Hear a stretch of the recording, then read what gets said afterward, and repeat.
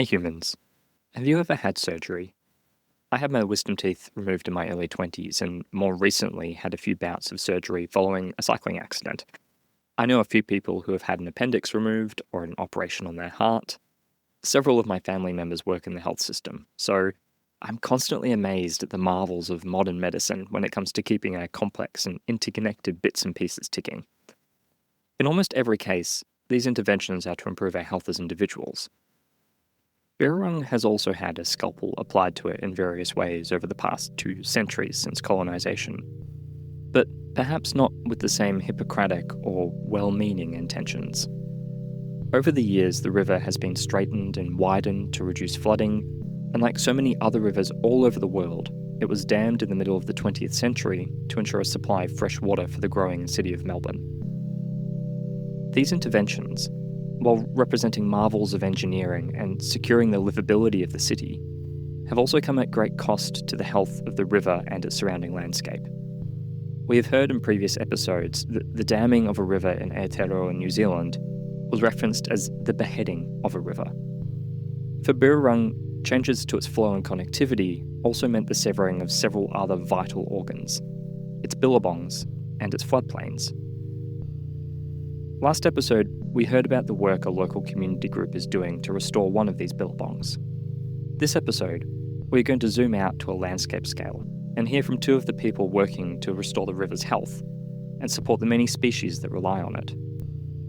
At the core of this is a question about how we continue to support the well-being and health of a growing city as we protect and restore the health of our most important neighbour.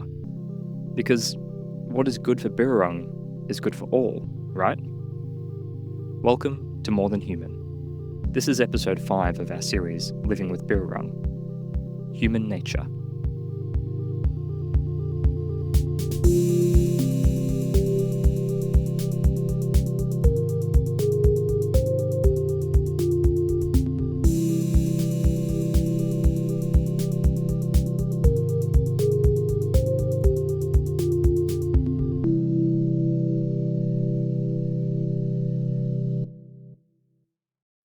We're here at Banyule Billabong through this sort of Heidelberg area. There are many billabongs, and they're very important from a cultural, ecological and livability perspective. And we do know that the way water flows through the landscape has changed, so they don't get that frequency of inundation and that watering, and the billabong needs wetting and drying periods to bring through the native vegetation and to suppress the weeds. This is Sarah Gaskill, the Service Lead Water Resources and Compliance with Melbourne Water. Banyule Billabong is actually around the corner from where I grew up, in Melbourne's northeastern suburbs. It's part of a green wedge of parklands, sports grounds and walking paths that extend from Yarra Bend near the inner suburbs all the way out to the edge of the Yarra Valley. This forms a significant habitat corridor for species navigating Melbourne's urban sprawl. We've mentioned billabongs a few times now, but haven't really explained what they are. Also known as oxbow lakes in other countries, billabongs form when a bend in the river is cut off from the main channel, creating a distinctive curved lake or wetland adjacent to the waterway. From here they experience intermittent wetting and drying, filling with water when the river runs high and slowly drying out when the water is scarce. This is a natural cycle that supports significant biodiversity and has created ecosystems incredibly resilient to disturbance and change.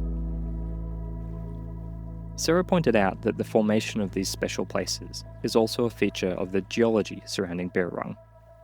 In this description, she mentions the Merry Creek, which is one of the tributaries to Birrarung that flows through Melbourne's northern suburbs.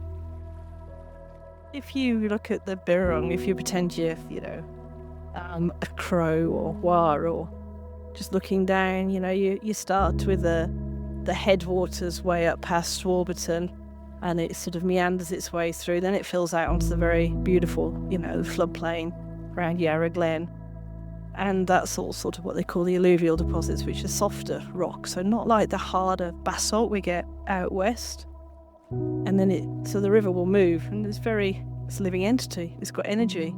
And before up at Yarra Dam, it would have moved quite significantly.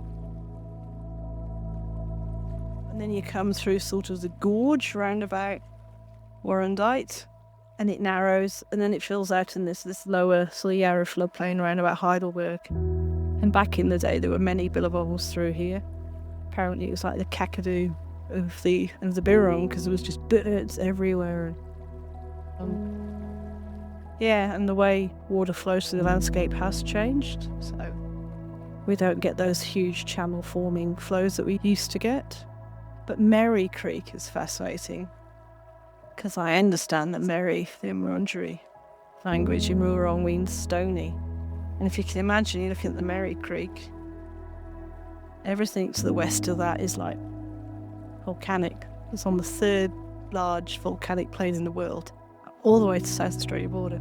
Pretty much everything to the east is sort of diluvial, so the geology defines the waterway. Birrarung still has several billabongs, in varying states compared to what they would have looked like before colonisation and modifications to Birrarung's flow. As she described them, Sarah evoked each with a unique personality and characteristics that reminded me of many of the conversations we've had about living entity through this series. Each has its own name and its own relationship with Birrarung. Understanding each billabong's got its own characteristic. So we do know, for example, Montpelier Billabong will fill very frequently. It's one of the low connected from a flow perspective. Annulus requires a very high flow through the river. So the wet years of 22, 23 naturally engage. So they all connect at different levels, which is a bit of a challenge because they're all individual, as we all are. So they will have different requirements to connect. The Bolin is very, very important from an eel perspective, so there's a permanent pool in that area. So when we were looking at the solution there, we wanted to allow water to come through more on an average year to engage with the river, and since we did it, it has engaged at the river we were expecting to do. So we've increased the frequency, not by a heap, but just enough, we think, in an average year for it to get the water that it needs. So it's a challenge. Each one's different, Tim. That's the thing. So each billabong fills or engages differently, by which we mean they require the river to flood or flow at different heights to fill up, which in turn affects how frequently they see water and influences the unique ecology that develops in response. If Birrarung were a naturally flowing river, that would be largely driven by high rain events. But this is the point in the series where I need to address an elephant in the room. In 2017, Birrarung was recognised as one integrated and natural living entity. But Birrarung, like many rivers in Australia and around the world, is no longer entirely a natural flowing river. It's also not entirely unnatural. What do I mean by that? Well, I'll let Sarah explain. I think the river's more managed than what some folks may think. There's a term in water management called regulated. So if you've got a waterway downstream of a reservoir, it tends to be regulated. What you release out is regulated. But then there's lots of unregulated flows in the Birrarung. So you've got all the wonderful subcatchments like the Warrialic, the Diamond, the Plenty. They're all are unregulated flows. So it rains and it runs off.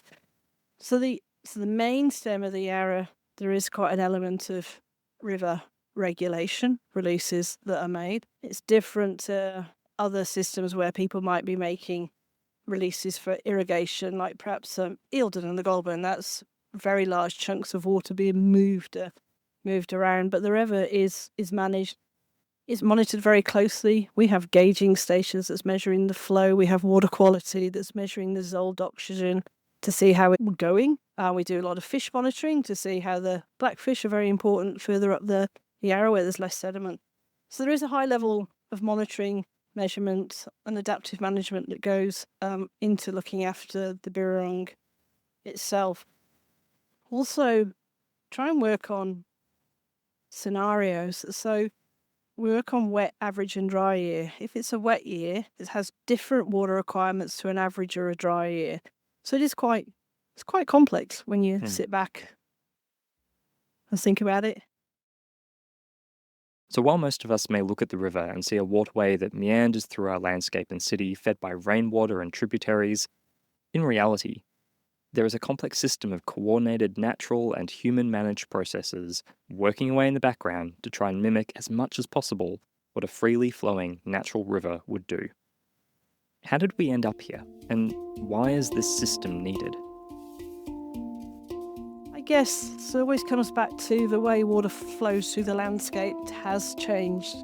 Before Europeans were here, there's a very dynamic, moving, flooding, droughts, whole range of flows. To be a healthy river, you need a variety of flows. You need your low flows, your high flows. There's your high flows that are popping out to support the billabongs.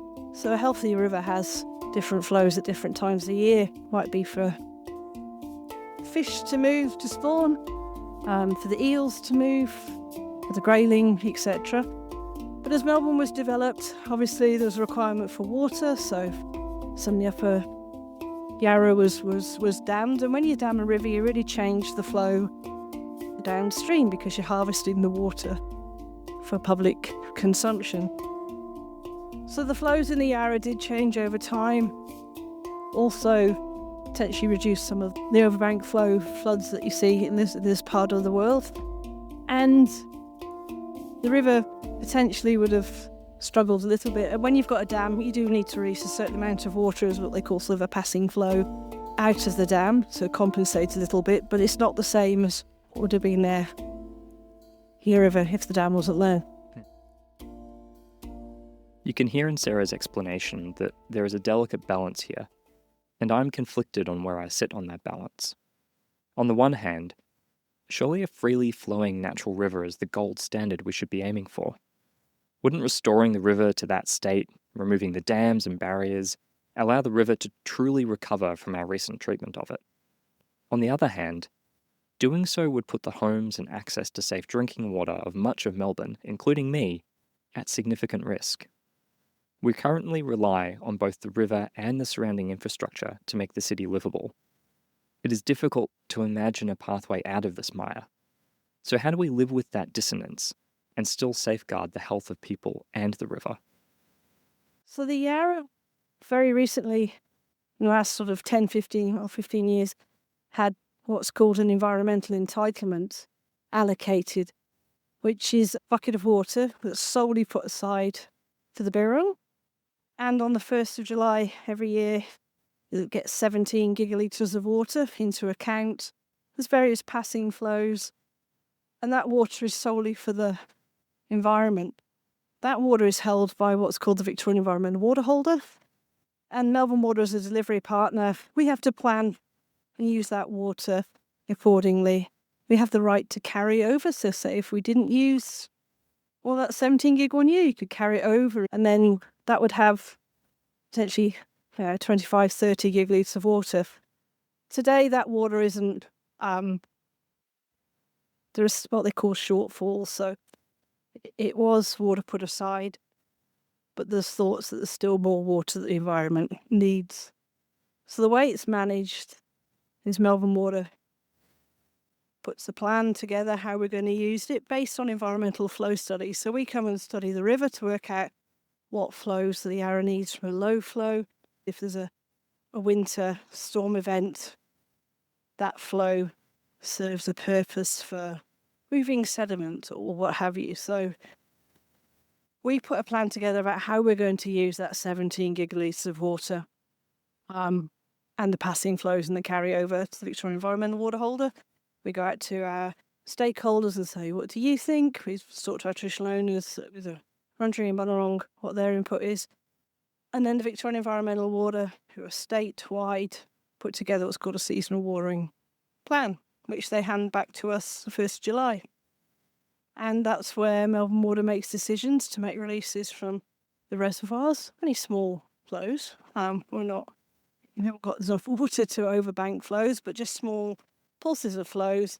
Currently, it's pretty dry, and we're supporting some of the low flows with releases from reservoirs. So it's quite a managed river in that respect, but it's about trying to, get some of that flow variability back into the waterway. So in river systems such as billabongs and wetlands need wetting and drying periods. And we go through periods where the river is dry, but we don't try and deliver everything you would get in a wet year. So we have to manage it. It's adaptive management. We're learning all the time from the river. So no, it's not as simple as going, let's get rid of a dam, because also the water in it at times of low flow, we can release to support the waterways in those low flow periods as well. So it's a complex situation. And there's lots of planning that goes into water management and water security. There's people looking at 30, 40 years' time. We're just not sitting back on our laurels of what we've got. It's Sarah and her team who are largely responsible for delivering on a lot of this work. This includes managing diversions from the river via extraction licences, delivering water for the environment in line with what was described earlier with the Victorian Environmental Water Holder, and managing enforcement and compliance when someone does the wrong thing. On paper, this looks and sounds like it would entail a lot of spreadsheets, regulation, and other bureaucratic work. But speaking with Sarah, I couldn't help but notice I was with someone who cares deeply for the river and for the diverse array of people who rely on it. Yes, there is a lot of spreadsheets and bureaucracy, but her work is also about relationships with people and river.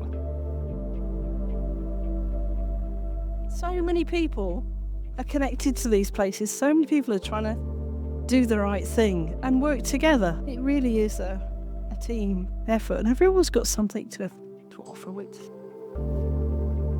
It's doing some revegetation like this lovely what we can see here, or if it's the policy, or is finding dollars to do the work. There's so many people when you start to do a little spider diagram from a billabong policy process, government roles, so many organisations that are connected. Citizen science, such the way of the future. Has been for a while. And then we've got to lean that and blend that beautifully with the traditional owners. So it's like bringing the knowledge of the past with the science of today. And what I've seen working on these sites the last 10 years is that connection grow, and how Wurundjeri through their NARUP team have got more connected, more involved, and so much so there's an ARC linkage about self-determined decisions for traditional owners to support the Birrarung. So things have just really, from what I've seen in my very short period of time, just grown and growing in the right way, with more connection on country and decision making with Wurundjeri NARUP. We've done a lot of work with those good folks over the years in terms of vegetation monitoring. We Joe Greet from Melbourne Uni coming out twice a year. How's the vegetation going? The watering requirements. We've undertaken environmental DNA, which is where you take a sample of the water and through very clever markers you can see what's in the water. We've undertaken bird monitoring, frog monitoring. It's just all of that knowledge building for how we look after this landscape together, care for country together, it's just growing and growing in the right direction, in my humble opinion. If you listen to our previous episode, you'll hear echoes here of our conversation about coherence and the need to bring diverse skills and perspectives together to achieve our collective ambitions for living with Birrarung. Bringing it back to the Billabongs, Sarah also acknowledged that this is large-scale work. It spans multi-year or decade timelines across a substantial geographic area. I guess we're stood by one, and there's many through here. So over the years, we've developed more of a bit of a landscape scale approach to look at all the billabongs. Do they get water in the last year? Do they need water next year? What is their watering frequency? Most need water about every sort of 3 to 5 years, but you're going through a dry patch. So do we actually need to support that with watering? Along with supporting the water, then we need to change some of our vegetation weed control approaches. And sometimes we just need to let the wetlands do what they need to do without engineering. Yeah. And for those who hope for a future where the river is able to exercise its own agency to engage these billabongs, The culmination of knowledge, time, and practice that Sarah is outlining is ultimately trying to forge a pathway in that direction. So for the billabongs, we're trying to find like a long-term solution. We can't keep coming in and pumping water in. So we're looking for reconnection. At Bolin Bolin, we reconnected it back to the billabong with a channel. Very simple solution. So that's what we've been undertaking at quite a few of our sites to try and find out what that long-term solution is. And that takes a bit of time because there's quite a few things to investigate. Is that the right solution? There's various permits you need to acquire. It's working together to deliver that outcome. In due course, we will connect more billabongs back to the Birrarung, and the Birrarung can look after the billabongs. In some cases, it might be a case we can harvest stormwater, create a natural wetland, and the stormwater can come through. So it's about alternate sources to support the billabongs. So when we start talking about long-term solutions, we'd like to get to a point where we just let the Birrarung do her work to look after the billabongs. It's important to point out that while this is a vision for a river that requires less intervention, it is not a vision for a river without people. We've already heard this, but it's worth reiterating that for Sarah and every person I've spoken to for this series, the vision is for a future where we are not just living from Birrarung, but also, well, living with Birrarung. People and their relationship with the river are always part of the picture. While Sarah and others, like those we've met in previous episodes, are doing the very tangible work of restoring the river, there is also a parallel journey of restoring people to the kind of relationships that can sustain that work into the future. Big things like the Yarra Protection Act, it's like really put the Birrarung at the heart of it and stated the living entity of the system. There's been so many people that have done so much great stuff over many years. I do feel as if there's been more of a drive to work together and walk on country more. I've seen very much a growth from the NARP, and I've seen the members of the NARP team grow in numbers, but I've also seen confidence, and I feel there's a lot of hope in that area to have that sort of one country connection. I think the citizen science is a very powerful connecting facet. So the friends groups, people are very keen to understand their environment. So whether it's citizen science from a frog sensor monitoring, whether it's from environmental DNA, it's all helping to gather information and data. And certainly in the projects that I've worked on at Melbourne Water, we do go back to the Water Watch web pages. We do go back to the citizen science data. Most of the friends groups know a lot more what's going on around here than I do, which is marvellous. So just digging into that and working together, we understand more. The friends groups folks tend to be out here pretty much most days, so we'll see a change in the waterway, or they'll, if they see something not quite right, they'll let us know, which is good here. So it's humans and nature living together. And like our conversation about volunteering in previous episodes, this can manifest in various ways, at various scales. From the devoted work of volunteer groups to the individual decisions we make every day about how we respect Birrarung and its most precious gift. I think, for me, water is life, water is precious. You just can't ask folks to do more than look after every drop. Every drop counts that comes from the tap, and if you look after that, it leaves more water in the system for the environment. So, yeah, water is precious, is what I always come back to. After the break, we're going to move upstream to another part of Birrarung and learn more about some of the other inhabitants who call this place home.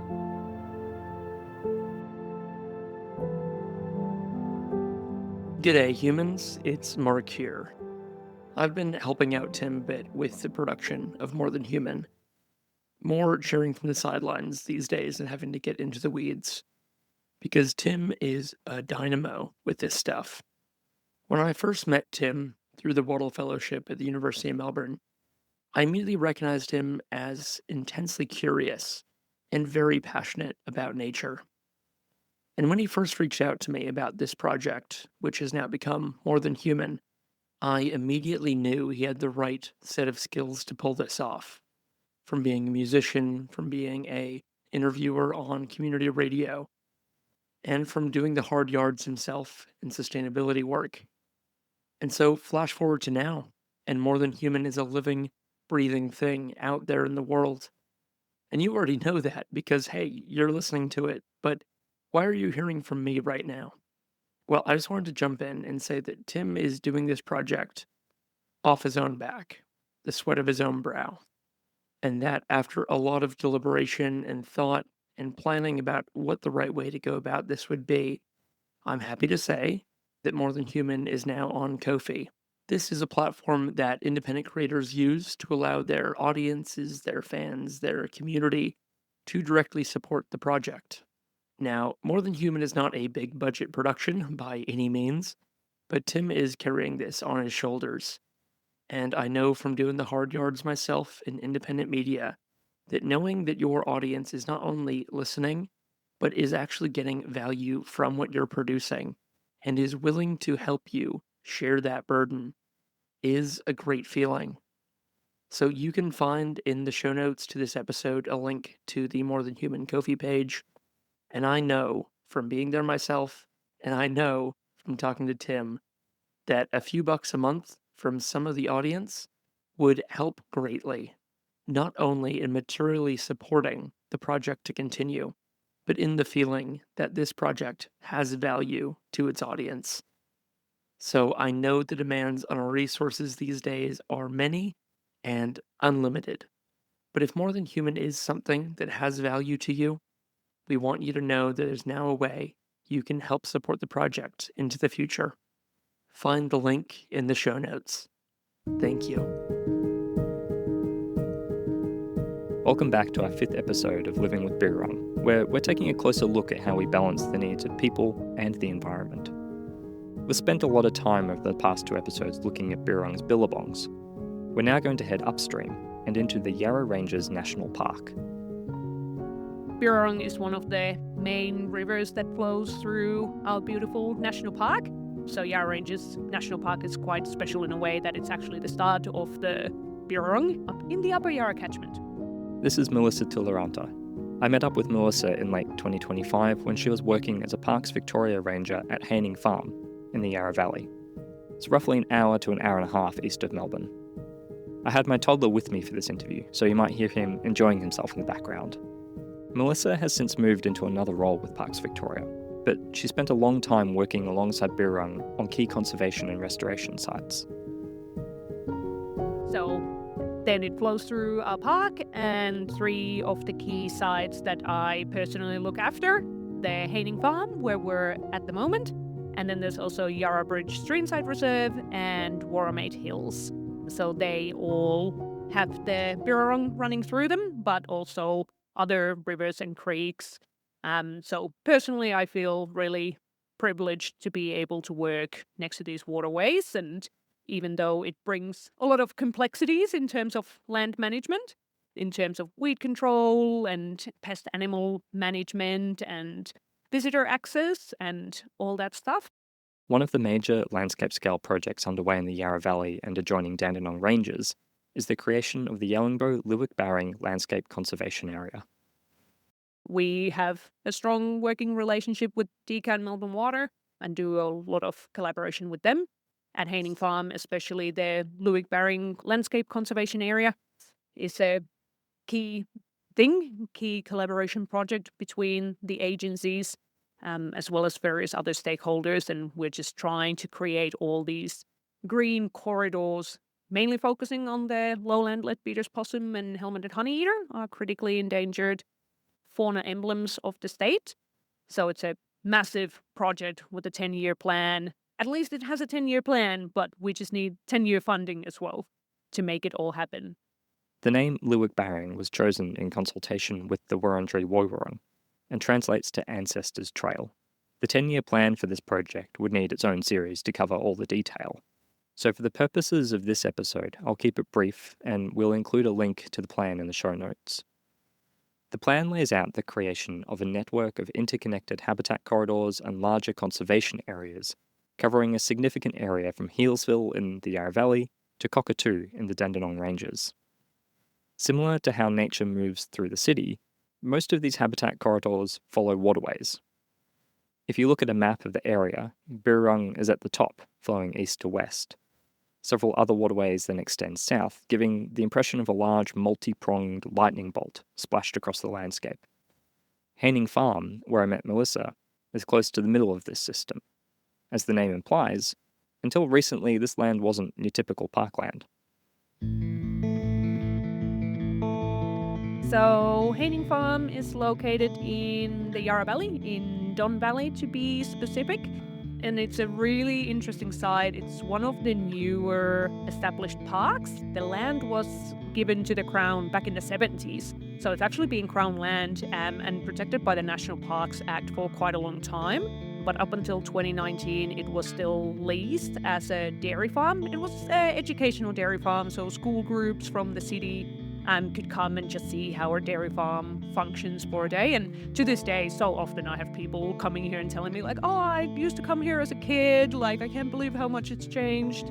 So essentially in 2013, it was earmarked as potential habitat restoration for the lowland leadbeater's possum and the helmeted honeyeater.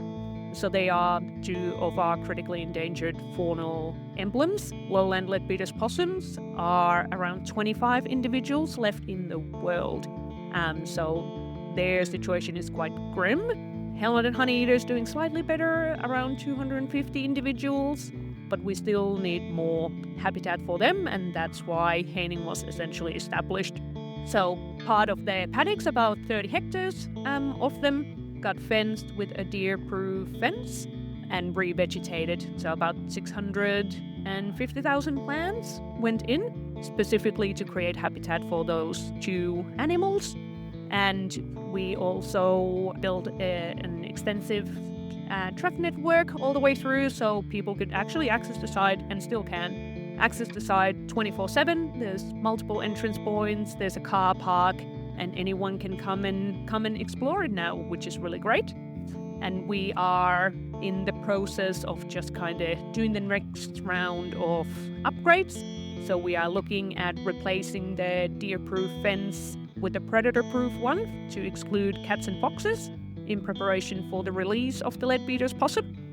So that'll hopefully start to happen still by the end of this calendar year. And hopefully the first possums will be released late next year, so stay tuned for that. And we will also have some visitor facility upgrades happening this year. So we will have a new visitor car park and a picnic area, and hopefully in the next stage as well, a toilet block and a little nature playscape for kids. Similar to our conversation with Sarah earlier, this is another example of a vision for the future of Birrarung that includes people. In the urban billabongs, which are located in the middle of already densely populated suburbs, interaction with residents is inevitable. Similarly, many of the sites in the Lewick Barring Conservation Area border existing agricultural land. However, we should acknowledge that it is the destruction of habitat for agriculture that has been the main pressure on the lowland leadbeater's possum and helmeted honeyeater. So these two animals really like swamps, and specifically camphora swamp, which is a type of swamp gum.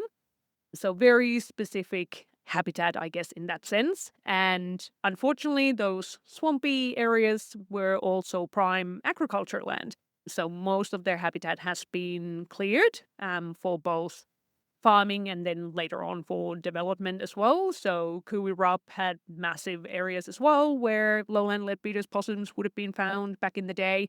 So at the moment they are limited to Yellingbo Nature Conservation Area, which is not a big reserve by any means. If you do look it up, it's quite narrow, just following a couple of creeks and rivers, and quite fragmented. So that's why we need to establish more suitable habitat for them, like Haining Farm, and just try to increase that little habitat that they have and try to create more more space for them to thrive. And the issue there, especially with the lowland leadbeater's possum, is that Zoos Victoria has been trying to breed them in captivity, but it's notoriously difficult. So they seem to only want to breed outside, in nature, in their prime habitat.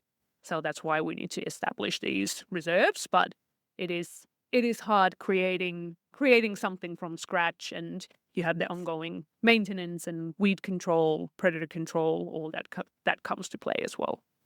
To return to our analogy at the top of the episode, if you've ever had a serious injury, you'll know that it's not always possible to recover to 100% of your prior ability. Whether it's a scar or an ongoing loss of function, there is always some kind of consequence. Ecosystems are the same. Once they are disturbed, it takes significant effort to restore them, and often the outcome is not a complete return to what we imagine an ideal state would look like. There is also the issue of what ideal state you should be aiming for, also known as the historical reference point. Do you aim for a pre-disturbance state, or a pre-colonization state? Are you imagining a state with or without people in the landscape? Are these even possible? And should the aim be for something entirely new? There is also the question of whether you focus on single species, like the leadbeater's possums and helmeted honeyeaters, or take an ecosystem approach, like with the billabongs, or maybe it's a mix of both. Nature can be so complex with all those little moving pieces. Like, yes, we know the key plant species that they need for nesting and foraging, but then if we're only planting that rather than looking at it as a whole ecosystem, is there something that we're missing? Like maybe there's another species that another bug needs, that another bird needs, that's vital for something else. So it's really hard to try to figure out, all the different connections between various species, but we do the best we can with the knowledge that we have at the moment, and then we adapt as new information becomes available. This complexity doesn't mean it isn't worth trying. As we saw earlier, these visions for Birrarung also include people, and the act of restoration is its own form of relationship that reaps benefits for people and country. However, conservation can be a contentious issue for local communities. We're focused a lot on the input communities are having into local restoration and conservation, but there is also a darker history of fortress conservation, where people, often Indigenous and local people, who rely on nature for livelihoods, are locked out of areas considered ecologically significant. It may come from a well-meaning intention to protect nature for its own sake, but it also denies people access to the kinds of reciprocal relationships we've been exploring in this series. I asked Melissa how they're attempting to balance conservation priorities with the needs or wishes of local people. It is a very tricky balance to get to in terms of that, yes, you want people out and about, you want them exploring the sites and going out into nature, because it's one of those things that if you're not going to respect and want to protect something that you have no emotional connection to, and that's where, I guess, especially for this site, it helps to have two very photogenic and beautiful critters as kind of like the face of the site.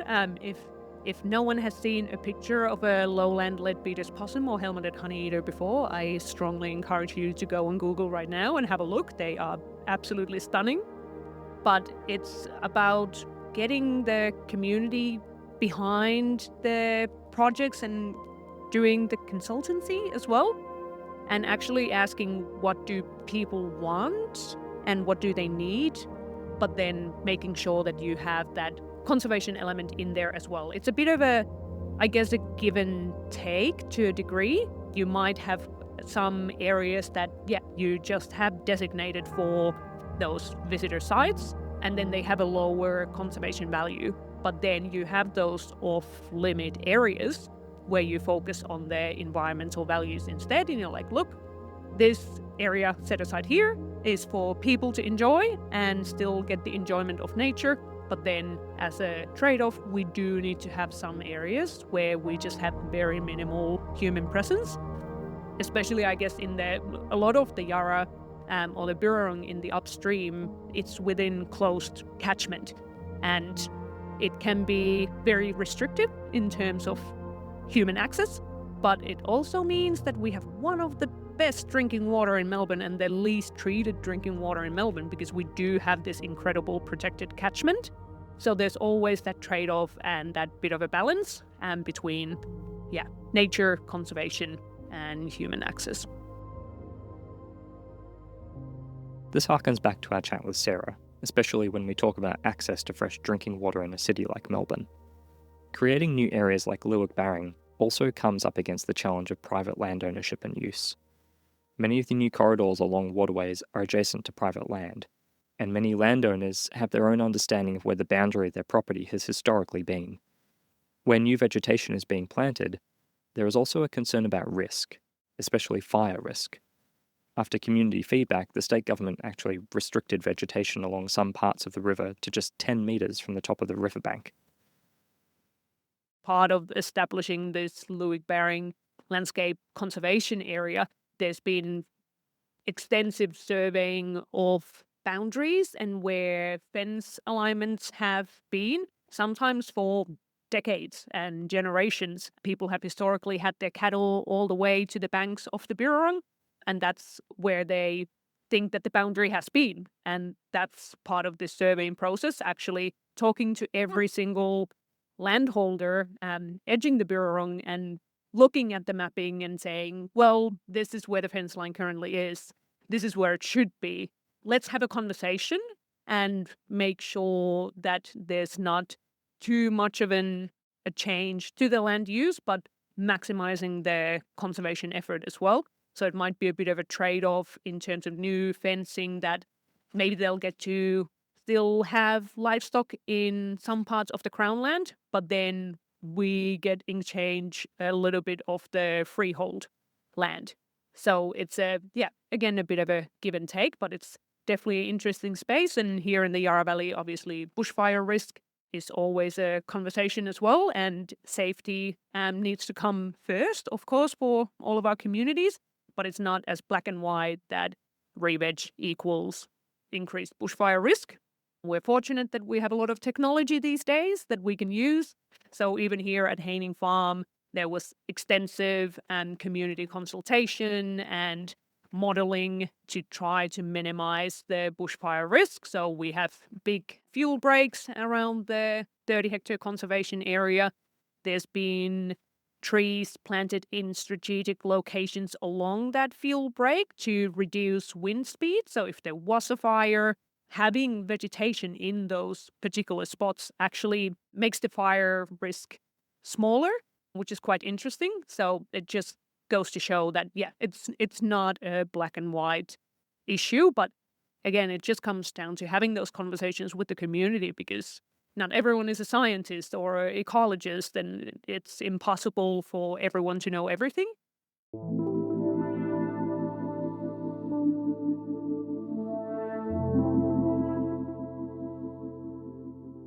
I think for some, there is still a perception that conserving nature means removing people. We tend to see ourselves as the problem. But increasingly, conservation and restoration is as much about restoring people's relationship with natural places as it is about restoring the natural places themselves. Many of these places need people to care about them, either directly with their actions or as advocates. As Melissa points out, many of those who at first glance might seem like antagonists to the work she is doing may actually prove to be the strongest allies.